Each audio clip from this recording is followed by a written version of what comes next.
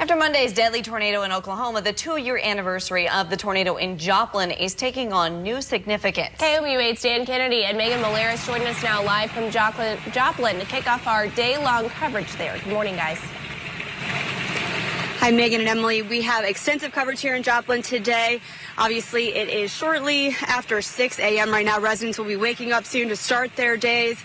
It's obviously one of those days that conjures a lot of very unpleasant memories. We have a bunch to bring you today, special guests and special stories coming up, especially at 6 and 10 tonight. We're going to tell you about those real quickly. My story at 6 focuses on the rebuilding process here in Joplin and how surprisingly more than 100 families still are displaced. Some are living in FEMA trailers.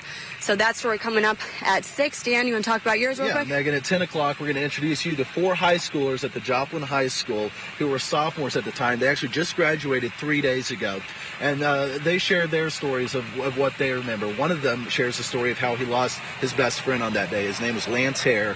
And Will Norton was another student at that high school who lost his life that day.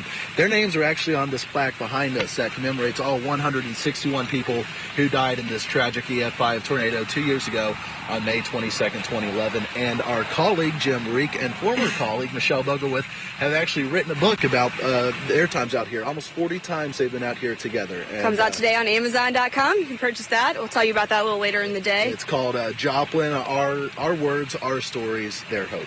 Yes, very inspirational book written by KOMU 8 News reporters. I'm going to read you a little excerpt from that book right now. It focuses on where we're at, which is Cunningham Park. It's the oldest park in Joplin, was the first to be rebuilt. It's where the tornado turned from an EF4 to an EF5, causing a lot of damage concentrated in this area. In the book, they write, in the weeks following the tornado, you couldn't see Cunningham Park for the debris. This 5 to 10 acre park was so destroyed it was not recognizable. It became a resting place for the debris. If there's a high elevation point in Joplin, and there are not many, it's Cunningham Park. It's not a mountain or hill, but it's a high point in an otherwise flat city.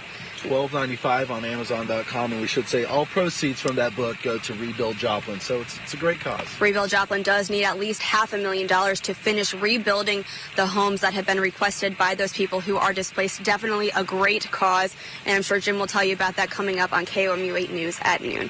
For now, reporting live in Joplin, Megan Malaris. Dan Kennedy, send it back to you. Okay, guys, thanks a lot. 6:18.